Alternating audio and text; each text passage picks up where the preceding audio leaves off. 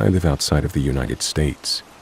About 15 years ago, I went to visit family in the US for a family reunion, so we had to find accommodation for everyone. I stayed with my grandmother, while others found alternative places to stay. A man who lived close to my grandmother offered to let my brother and his wife stay with him. He had a 3-bedroom house, and he lived alone, so he said he would be happy to let them stay in a spare bedroom for free. They happily agreed. I went with them to see what the place was like. My grandmother lived way up in the mountains, kind of in the middle of nowhere, and so did this man, who was a long-haul trucker, by the way. When we pulled up in front of his house, we all talked about how beautiful it was. I wanted to stay there too, and we wondered if he would let me stay in one of his other rooms. That all changed when we entered the house, though. While the place was lovely and clean, there was a horrible stench. It stank of rotting meat and solvents, with a touch of air freshener thrown in. We could not get away from the smell. The room that they would be staying in was accessed through a sliding glass door. The view was amazing. The smell was not, nor was the locked door that led to the rest of the house. There were 2 sturdy locks on the door, a deadbolt and a padlock. It was a bit disconcerting to note that they were there to lock something or someone in addition to keeping people out. When my brother asked about the locks on the door, the long-haul trucker said, "I have cats. I don't like them to get out. There are mountain lions and opossums and eagles around here." My brother later told me that he thought about joking, "How big are your cats?" but he thought that might not be a good idea. To access the kitchen, we had to go back outside, walk around to the other end of the house, and go in another door there. While the long-haul trucker was telling my brother and sister-in-law to feel free to use anything in the kitchen and living room, I had a look at the inner door that led into the living room. Sure enough, there was a deadbolt and padlock on it. Of course, the stink was really bad there too. Despite all of this, my brother and sister-in-law stayed there for a week. They stayed out of that place for as long as possible, only returning to sleep. My brother said that the guy was weird, but he didn't think that anything horrible was going on. He probably doesn't clean up after his cats, he said. Cat food smells like that when it's left out too long. We saw the cats while we were there, so that was a possibility. But what struck me as odd was the fact that the cats were out and free roaming. One was even outside. My brother and sister-in-law had no other problems during their stay there, though. A couple of years later, I went back to visit my grandmother on my own. The long-haul trucker came over to her house, and after we'd all talked for a while, he brought up my brother's previous visit. "I just want to say sorry for how bad the house smelled back then," he said, "and I want you to know that it's all cleaned up now." This struck me as strange, because we hadn't talked about the smell at all. When I said that there was no need to apologize to me because I hadn't stayed there, he got upset. "No, it wasn't good," he said, "and I want you to see that it's all cleaned up now. You should come over and see it." I assured him that I believed that he really had cleaned up, and I didn't need to see it. He kept insisting that I go over to see it, though. My grandmother insisted on it too, so I went with the guy to see it. He continued to insist that I see every room in his house, and fawning over me. It just felt weird. His house was very clean, though, and the locks were gone. The cats were still there. Also, I should mention that this guy had also tried to entice my niece to go over to his house on another occasion. He kept telling her about his private gym and all the equipment he had over there. He kept saying, "You can ride on my exercise bike. You can ride it as much as you want." When I said that she was probably too little for his stationary bike because she was 8 years old and he was a large man, he said that he could adjust it. So I said that I was interested in seeing a stationary bike that could adjust like that. He said, "Oh, that's okay. You don't need to see it. My house is a mess anyway." Then he continued to ask my niece if she wanted to play on his exercise bike. When I called her mother's attention to this, the long-haul trucker stopped asking. My grandmother passed away years ago, and while I miss her dearly, I don't miss having to deal with that guy.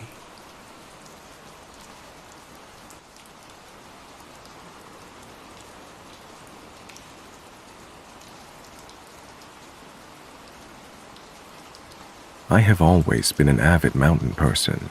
When people say they go to the beach for vacation, I respect it, but I prefer the mountains 100%. Something about these old giants has always fascinated me, as if I just cannot avoid but to be drawn towards them and be in awe when hiking on them. Over my short life, a 21-year-old student, I consider that I've seen a fair amount of mountain ranges in Europe, from the Alps in Switzerland to the Pyrenees in Spain, and from the Italian Dolomites to the Czech Stoloway Mountains. I have always hiked and camped outdoors a lot, with family and friends, but also by myself. Now, I went to the United States for college, and I have always been tempted to do a part of the Appalachian Trail. From the pictures I saw on the internet, I always wanted to see them in person, and I'm not gonna lie, I must say that the great amount of scary stories of these mountains always attracted me a little as well. I'm definitely not a person who likes scary movies or anything, but I enjoy reading fellow mountaineer experiences, and to be honest, I mostly just read stories about the Appalachian Trail to know how to prep myself for when I was going to do it. The scary stories just got my attention every now and then. That being said, I decided to go this year and do a small part of the Appalachian Trail. I went to do a small part between the borders of Tennessee and North Carolina, with Clingman's Dome being the icing on the cake. I was a little bit hesitant to go by myself, since I'm not very familiar with both the geography as well as the wildlife in this part of the States.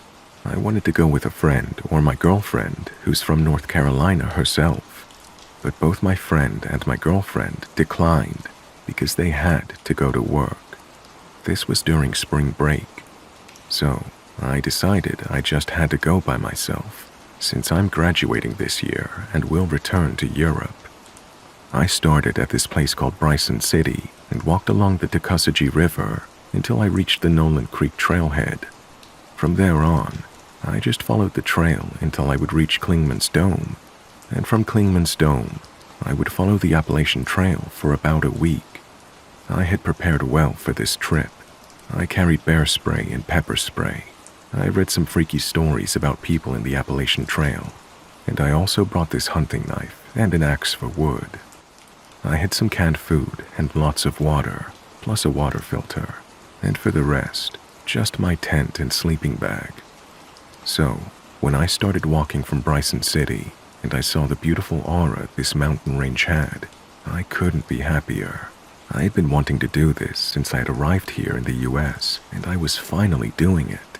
I encountered some people on the Nolan Creek trailhead who were friendly, but I'd made up my mind I would be better off alone than with strangers. I reached Clingman's Dome the same day and went a little further before I would set up camp. It was beautiful. At night, I slept a bit off the trail with a small campfire while I had dinner, and which I put out before I went to sleep. The first night went really well, as I was so exhausted from the hike to Clingman's Dome. The next 2 days were just as beautiful, and I saw lots of breathtaking views. The people on the Appalachian Trail I encountered were really polite as well. Then, on the third night, I feel like everything took a strange turn. I'd set up my camp just as usual, around 160 feet from the trail. No one was camping close to me, or at least not that I was aware of. While getting dinner, I just had this really weird gut feeling that I was not alone there. I felt as if someone was looking at me from behind a tree or something. I tried to convince myself that I was having an amazing time, that I was safe, and that it was just my mind playing tricks on me. I went to sleep and put the fire out as usual. Then, before it was daylight again, I woke up. I woke up with this same gut feeling that, even though I was in my tent, that someone was watching my tent from a distance. I did not hear a single bird, which was weird because right before daylight is when they start chirping again. I only heard the wind and the leaves. It made me feel uncomfortable, a bit scared even. I didn't fall asleep again, and the first thing in the morning, after having breakfast in my tent, I broke up camp and decided to continue my hike. During my hike, I encountered a few people, And again, they were very nice, but I stick to myself. While walking on this part of the trail by myself alone, I felt as if I was being watched again. I even had the feeling as if someone or something was following me. So every now and then, I would stop dead in my tracks in order to hear if it was real. Now, obviously, my mind could be playing tricks, but I would swear that I would hear the steps stop a second after I'd stopped. So, according to me at that moment, someone was following me. I looked around the whole time, and I never saw anyone or anything, which made it even more weird. After the long day of hiking, I made camp, this time closer to the trail than usual. But for some reason, I thought it would be more safe. I again had this gut feeling of being watched while having dinner outside my tent. So I decided to finish my food in my tent and went to the bathroom in a bottle because I did not want to go outside now.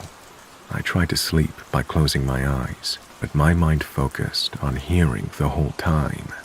And that is when I heard it for the first time. A knock, as if a branch was hitting a tree or a small rock was getting thrown at a tree. Silence followed for what seemed like an eternity, but was probably more like 10 minutes. Then it happened again, this time more clear. I was scared now, and I had no idea where to go since it was dark already. I put on my flashlight in the tent and made myself look as big as I could so that my shadow outside the tent would look bigger because of the light. I don't know why this was my reasoning at the time. I just thought of bears. I held my hunting knife in my hand. Silence followed the second knock, but now I shouted to pierce the silence in the dark. First I shouted that whoever was joking around, I was armed, and I was not wanting to be pranked.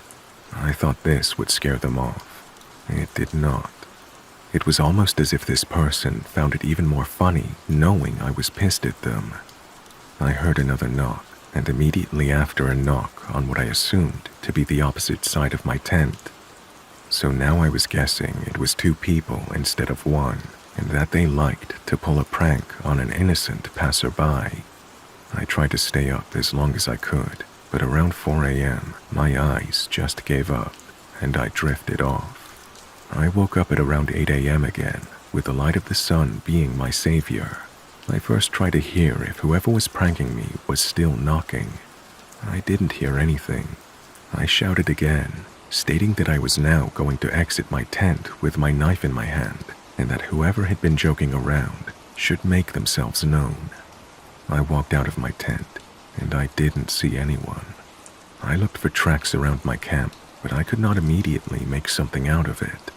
I decided to get the hell out of there. The next part of my week basically continued being the same. At night, I'd hear some knocks from different directions, and occasionally, I heard what I would guess was a little bit of humming, as if a person was just humming a tune. Now, I never saw anyone except from the occasional hikers on the Appalachian Trail, so I cannot say I saw something weird, but I could never get rid of this weird gut feeling that I was being watched and followed during the rest of my hike on the Appalachian Trail. I'm now back, and I told this to my girlfriend. She said it was probably just my mind playing tricks on me, and I am inclined to believe her because I never saw anything. But I still sometimes wake up in the middle of the night, thinking that I'm in that tent in the middle of nowhere, and someone is watching me and knocking on a tree. And every time I wake up like this, the thought alone scares me.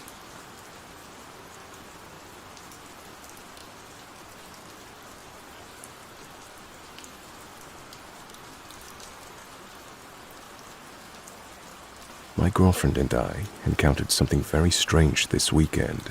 We trail run. It's sort of become our thing. Yesterday, we found a trailhead that was up towards the mountains, about 2 hours away from Seattle, pretty remote. So we left early and got to the trailhead at 8 a.m.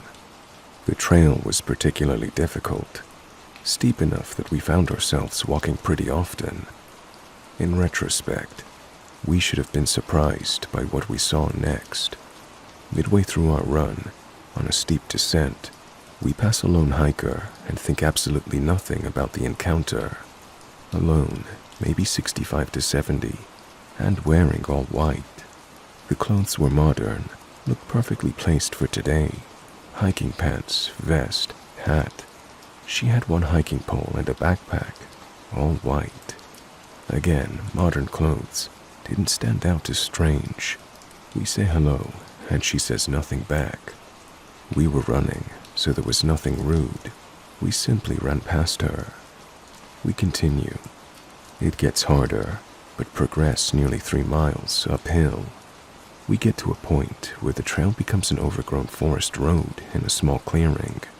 At this point, the road begins to get very, very overgrown, so we crest a small ridge, and suddenly we see a hiker. It's been 30 minutes since we saw the older lady in white. Yet, here was a hiker with the same outfit. There were no forks in our trail. Yet, we'd swear this was the same person. But that would be impossible, right? The gravity of this didn't hit yet. So strangely we ran past her again. We ran a couple of feet in front at least, because at that point, the road was entirely bushes and not passable. So we turn around. We walked past her a last time. She says something like, "Seems like the trail ends here." It didn't feel eerie, yet, in retrospect, it was eerie. We ran back. Everything seemed normal until we reflected on why this lady was there. How would she have gotten there before us? How could she have even made it there at all? We just ran 5 miles uphill, steep terrain, and so did this 70-year-old lady. It's been a one-way path. There have been no other turns. The trail we were on at that point was completely overgrown, enough that we had to turn around. Why was she there? How did she get there? Was she the same lady? We ran back the same trail. We never ran into the first hiker.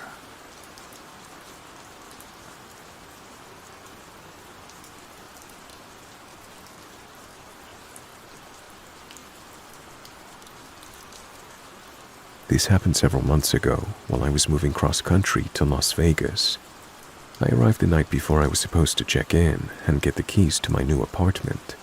I didn't feel it was necessary to get a hotel room, so I decided to sleep for a few hours at a pilot travel stop and then head to my apartment in the morning. There was a parking area to the side of the building with 3 or 4 rows of spaces. The furthest row was near a fenced-off area. Most of the spots were filled with trucks and vans, likely other drivers who had also stopped to rest. I parked my car in the space closest to the main building, since it had the most light, and decided to get some rest. I'd been asleep in the driver's seat for about an hour when I was suddenly startled awake by the sound of someone walking near my door. I looked over and saw a guy starting to walk away. Then he turned around, saw that I was awake and looking at him. He then gave a little wave and started walking back to my car. He said, "Hey man, sorry to wake you, but my car won't start, and I was wondering if you could give me a jump." I was half awake and, for some reason, just kind of mumbled, "Sure, I guess." He replied, "Great, follow me around." This part was clearly a stupid decision on my part, but I'll continue nonetheless. So, I started my car and drove around to where he was walking. He led me to the far back row of the parking lot, in the back corner near the fence. At this point, I was starting to realize how shady the situation felt. I stopped my car about halfway down the row, thinking, just back up and drive off. This is dangerous. He saw that I'd stopped and started waving at me to pull forward. For some stupid reason, I did, but I kept my windows up and the doors locked. I also grabbed my phone and pepper spray from my carry bag on the passenger seat. As I pulled up, I saw an old, beat-up RV parked next to an even more beat-up pickup truck, which was filled with garbage in the bed. The truck was facing the fence, with the back toward the parking row where I was. The guy was standing near the front of the truck, waving jumper cables and signaling me to pull closer. The way the truck and RV were positioned, there was barely enough space for a car to squeeze between them. Suddenly, a woman stepped out of the RV and began signaling for me to pull up as well. At this point, I was completely suspicious and freaked out. I shouted out the window, "No, I'm not pulling in there. If the cables can't reach, you'll have to find someone else." She got angry and started screaming at me to pull up, and then the guy ran over to her, yelling at her to shut up and get back inside the RV. He then walked over to the driver's side of my car and said, "Just pull up closer to the truck so I can hook the cables up, and we'll be done." By that point, everything about the situation felt off, and I said, "No, I'm not going to be able to help with this." He gave me an irritated look and said, "Seriously, I've got to get to my mother's house. She's not feeling too well, you know." I replied, "I need to go," and started backing out of the parking area to leave the station. As I was pulling away, I saw the woman come back out of the RV and start shouting at the man, pointing toward my car. I couldn't tell what she was saying, but I got out of there quickly and found another location closer to the city to spend the rest of the night. I don't know if they genuinely needed help, or if it was a setup for something more dangerous, but I immediately regretted the decisions I made. It was clear the situation could have taken a very bad turn.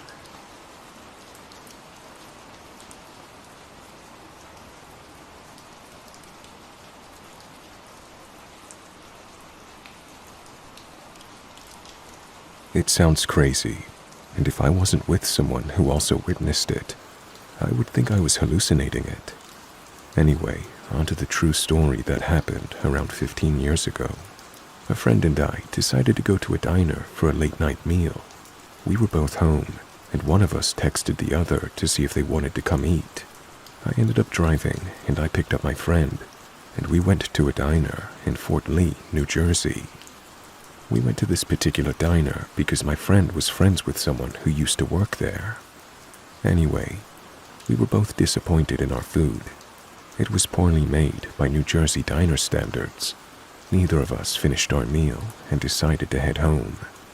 While driving, I got distracted by our conversation on how bad the food was and made the right turn too early. I turned into Route 4 and wanted Route 46 instead. Since we were in no rush, neither of us thought it was a big deal.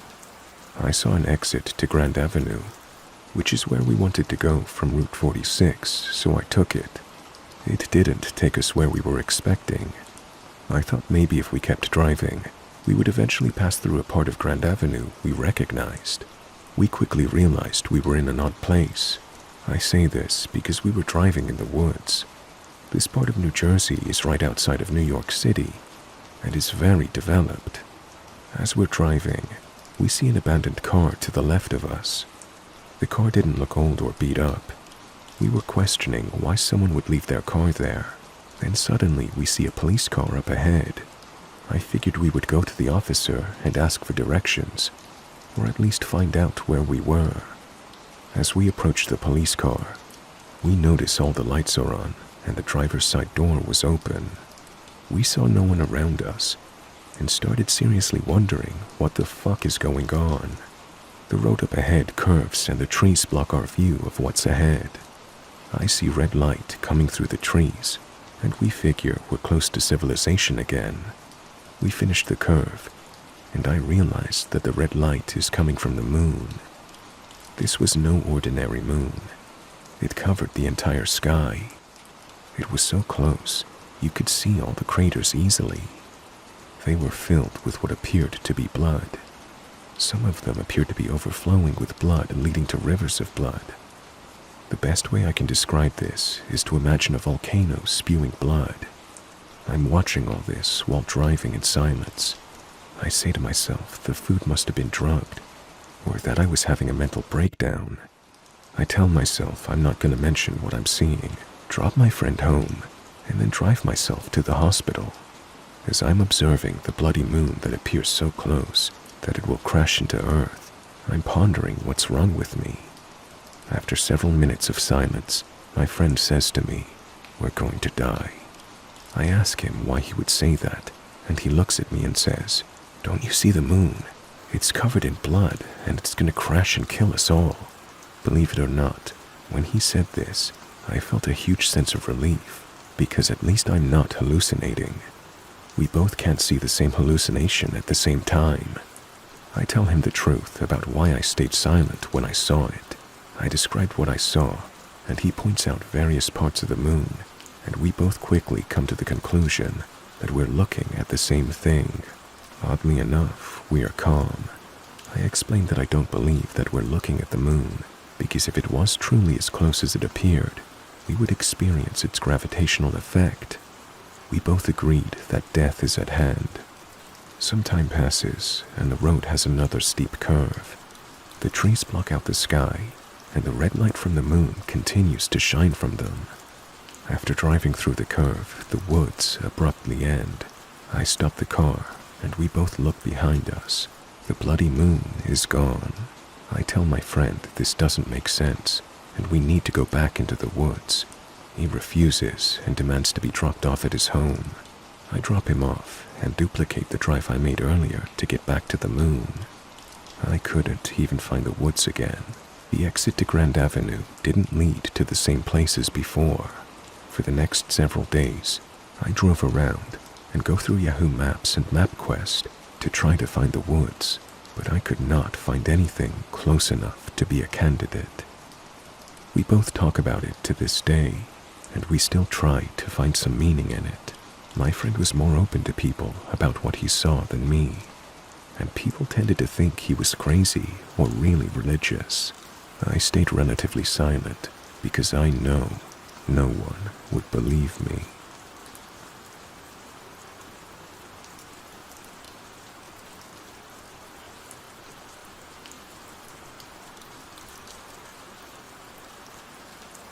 My husband and I have been on our wedding anniversary for over a week now.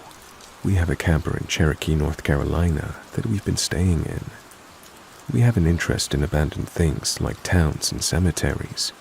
We decided that we would go visit Connor Cemetery near Couches Creek off of Newfound Gap Road, which is about 1.9 from the Oconolofty Visitor Center.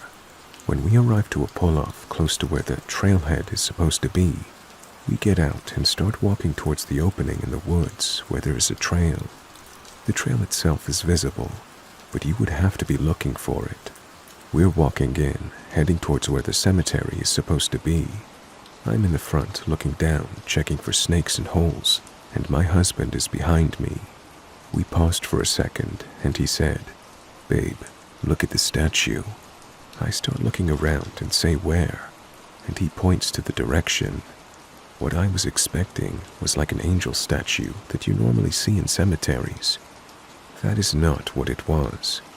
I look further up the trail, and off to the side is what looks to be a 12 to 15 foot deer/elk statue. The statue looks like it was either made of wood or wrapped in leather hide and looked preserved. The problem is that nowhere online had it mentioned this statue or anything of the sort. It starts giving me this uneasy feeling because it had a strange face, and it was just a very weird place for something like that to be there. My husband then said that he did not like it at all, and that we should get going. As soon as he said that, we turned around and left as fast as possible. Once we got back to our car, I told him that it did not feel right at all. He agreed with me and said that he saw a deer-like face with no snout, and he thinks that it had blinked and that its right ear had moved, but not like a normal animal ear, but with a full 360 rotation. I told him what I saw was like an elk body with a camel mixed with an elk-like face. On the way back to our camper, I started thinking that I should have taken a picture of it, but unfortunately, I didn't think of that at the time. Once we were back at the camper, we started researching things, and we could not find where this was listed, and we weren't sure if this was even seen before. we decided to go back to a local Native American bookstore that we'd gone to previously, and we spoke to the older lady who runs it. We had explained what had happened, and she advised us to speak to the visitor center in the national park to see if anyone had something similar, or if they knew of any native stories of something similar. She had also said that sometimes the things choose for you to be the only ones to see it. We had thanked the lady and left back to our camper. Now here I am, typing this out, and thinking about what we could have possibly seen out there in the middle of the woods. If you have any information on this, could you please let me know? We will be going to the visitor center tomorrow, and most likely we'll be going back into the woods to see if it's still there or not.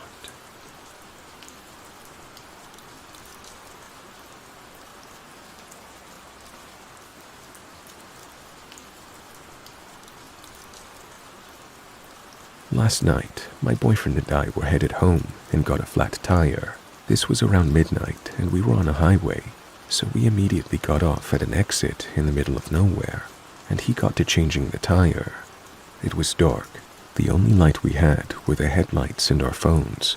I was very paranoid, and I kept telling my boyfriend I heard things and I feel weird because it was so lonely, but we shook it off with me just being paranoid. The whole time we were there, I felt so paranoid and anxious, but my boyfriend was trying to calm me down so he could just change the tire and leave. I was on the lookout with my flashlight the whole time.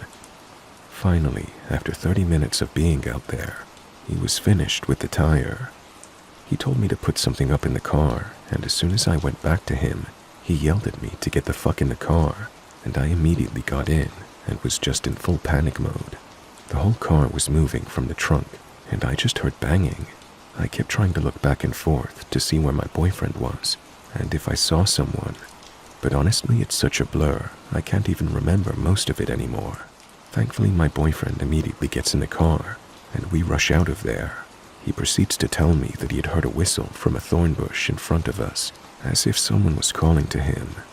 He also said he saw jeans and a body figure right behind it when he heard the whistle, and then he immediately picked up the flat tire and was forcing it in the trunk. We were terrified, and we still are, because we were at that location for 30 minutes, so I don't know if the person was just staring at us the whole time, but if that person was, why? Wouldn't they have done something by then? I wish I looked out when we left to see if there was any movement, or if I saw anyone, but we were just in full panic mode, and my boyfriend had chills all over his body. My boyfriend did say when he was forcibly closing the trunk that he grabbed the crowbar, but he didn't see anyone come out. The whole thing happened so fast and it was a blur. He didn't exactly see anything else. I truly do believe he saw something because he felt like it was a life or death situation and that his body took a screenshot. We aren't sure what that whistle was, but we're thankful nothing happened, and we're definitely not going to stop in the middle of nowhere at night, ever again. A friend said that it could have been his guardian angel looking out for him from that whistle to leave immediately. But yeah, this was definitely the scariest experience we've had.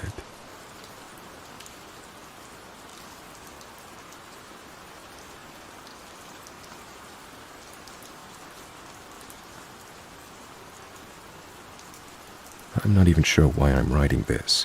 Therapy didn't help. Talking to my mom just gets me a blank stare and don't talk about that stuff. I haven't been back to my hometown in 8 years, and I never will be again. My dad was the sheriff of a small county in western North Carolina for close to 25 years. I won't name the county, not because I'm worried you'll find me, but because I don't think it matters. You've probably driven through a place like it. Population maybe 6,000. A gas station, a Dollar General, and lots of trees. I grew up thinking my dad was the toughest, smartest man alive. The kind of guy who knew everybody by name, could walk into a room and settle a fight just by clearing his throat. He was fair, honest, and he never missed church unless he was on call. People respected him. But there was always something in his demeanor. like a part of him was wound too tight, and he was afraid if he let go, it would all unravel.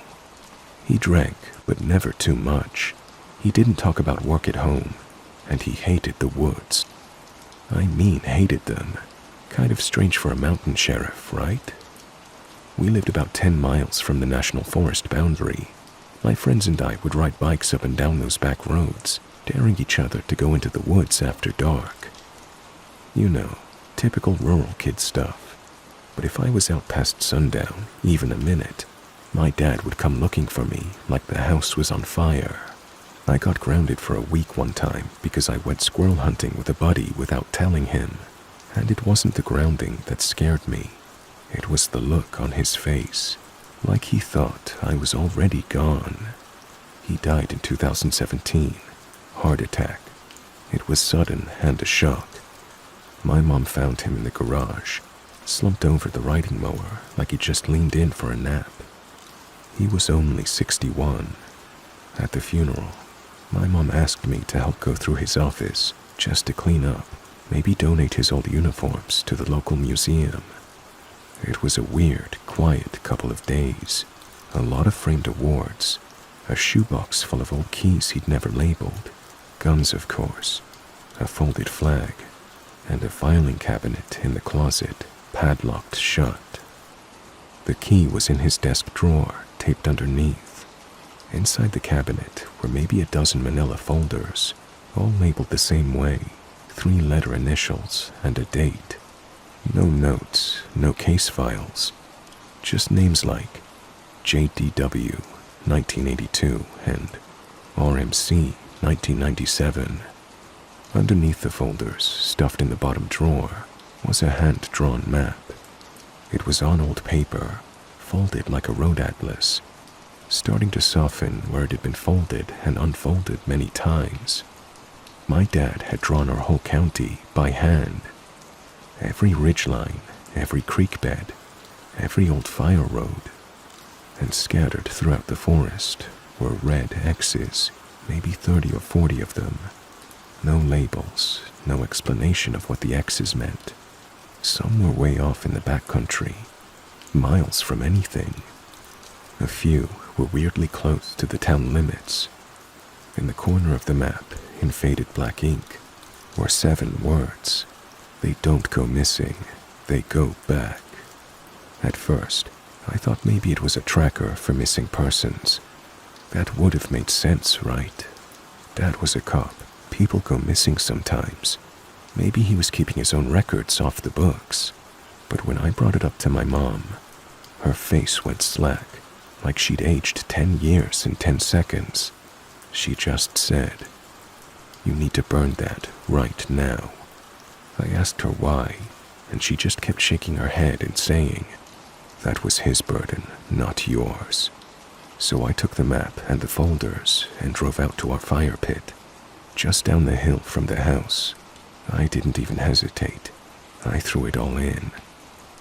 Everything but one folder I kept in my truck without really knowing why, and lit it up. The paper curled up fast, blackened, and turned to ash within seconds. All of it, except one thing. A small square of that old parchment, about the size of a business card, floated out of the fire and landed on my foot, completely untouched. It had a date written on it, April 12th, 1991, and below that, in my dad's blocky handwriting, AWR, my initials. I didn't sleep that night, not even a little. I kept telling myself it was a coincidence. Maybe Dad had meant someone else, a distant cousin, a stranger with the same initials.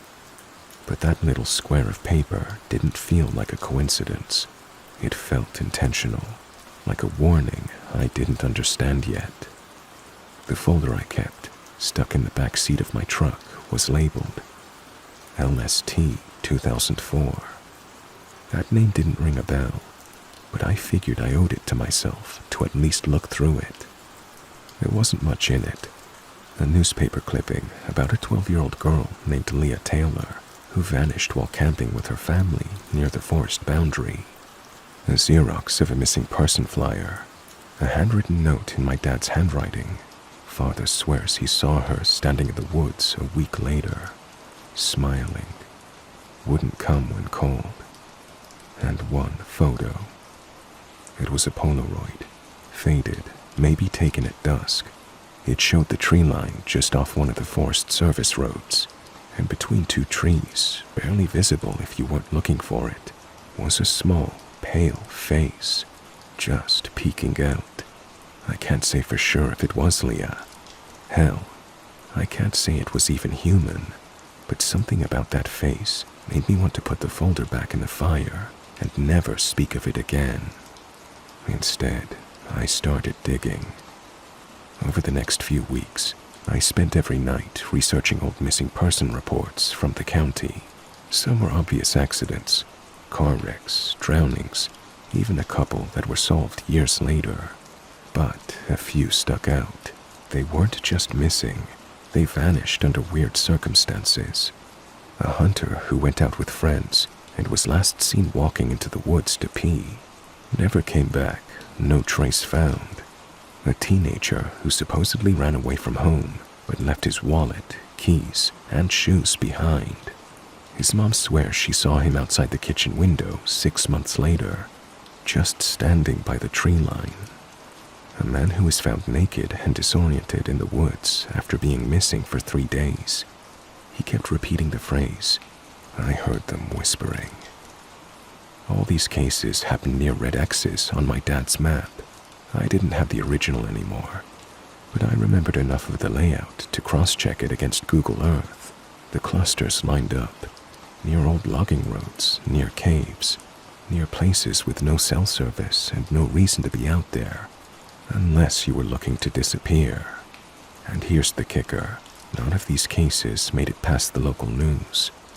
No FBI, no national spotlight, no Dateline specials, just quietly dropped, forgotten, or explained away as hikers getting lost. But my dad had been tracking them for decades. This is where it started getting bad. One Sunday, about a month after the funeral, I went to our old church, mostly to be with my mom, who still attended every week.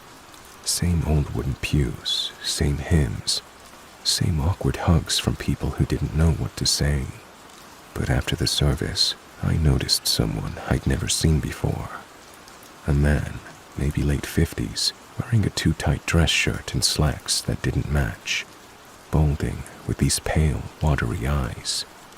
He didn't talk to anyone, just stood by the back doors, hands folded like he was waiting. When we made eye contact, he smiled, but it wasn't warm. It was knowing. After I helped my mom into her car, I turned back to look for him, and he was gone.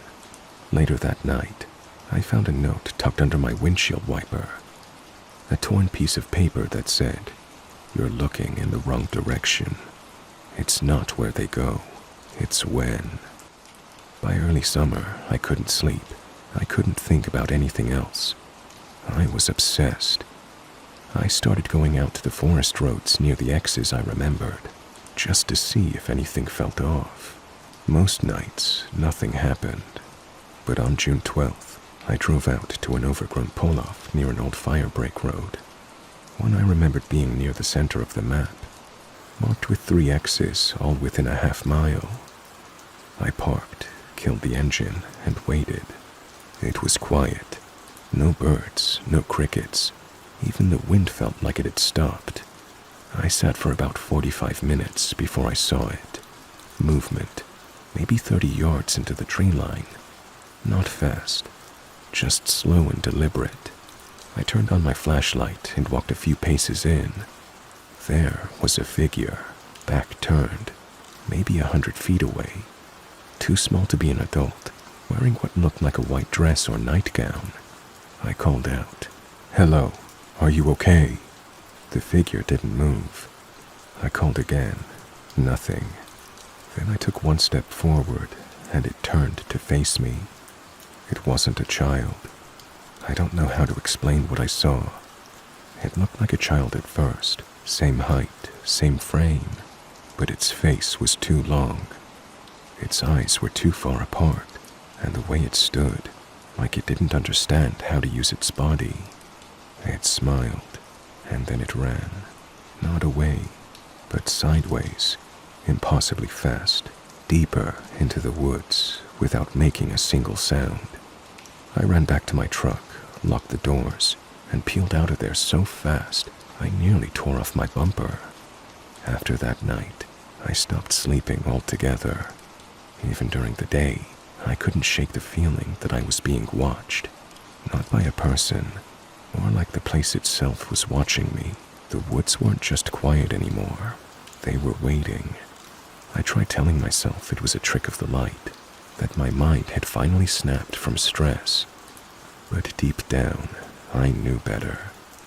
That thing I saw, it wasn't human. Or it was once, maybe. That's when I remembered the words from the map. They don't go missing, they go back. I kept turning that phrase over and over in my head.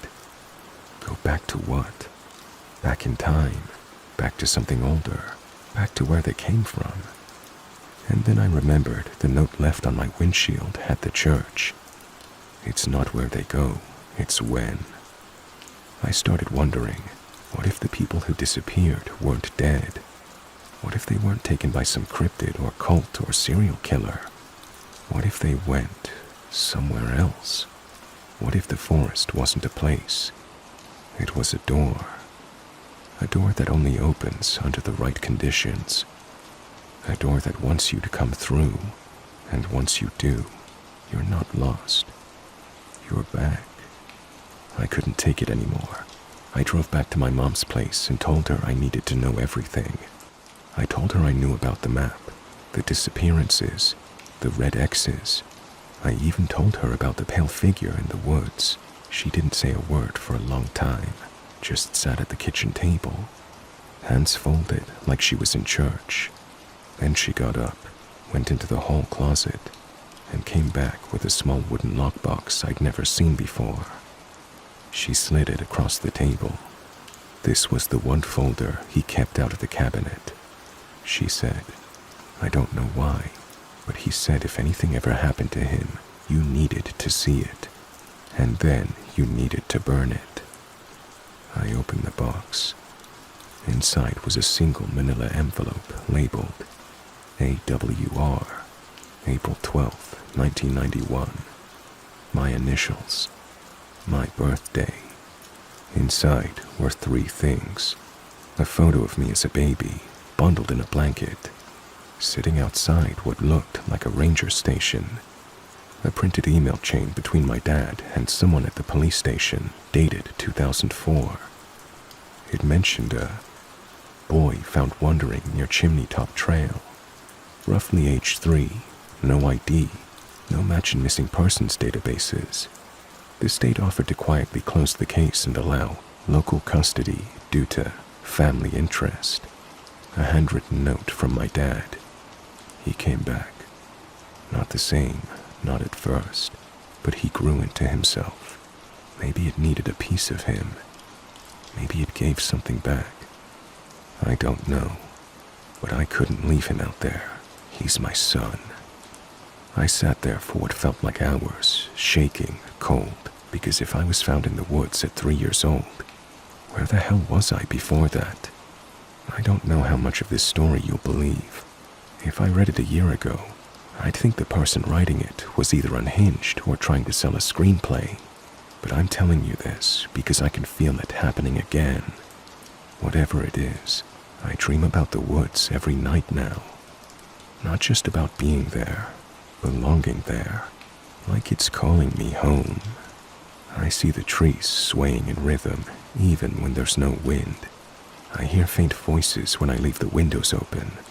Sometimes, when I wake up, there's dirt on my feet. Last week, I found a small red X scratched into the bark of the oak tree outside my apartment.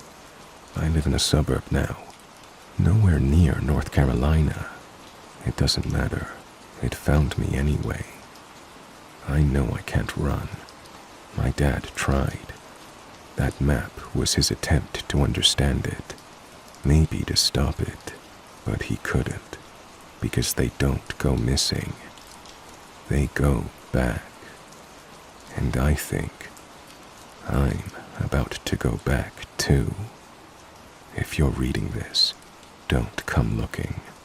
Don't go into the woods alone. If you see a figure in white, don't speak to it. And whatever you do, don't answer if something whispers your name.